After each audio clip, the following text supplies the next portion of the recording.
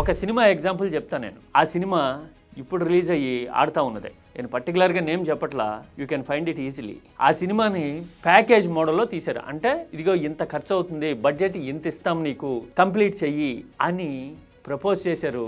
దాంట్లో hero remuneration ఉండదు. ఇప్పుడు సపోజ్ సే ఫర్ ఎగ్జాంపుల్ ఒక 30 కోట్లు బడ్జెట్, నువ్వు సినిమా కంప్లీట్ చేయాలి అని చెప్పారనుకోండి.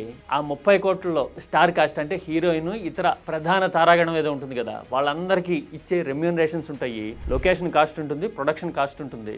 పెంచితే కనుక ఒక 5% 10% పెంచుతారు. హీరో రెమ్యూనరేషన్ మాత్రం ఉండదు. సినిమా అందుకోసమే చాలా వేగంగా 4 నెలల్లోనో 5 నెలల్లోనే కంప్లీట్ అయిపోతుంది. 2 సెట్స్ వేసి ఆ సినిమా కంప్లీట్ చేసేసారు. ఒకటి ఇల్లు సెట్, ఇంకోటి ఏదో పక్క రాష్ట్రంలో కొన్ని పాటలు తీశారు, సీన్లు తీశారు.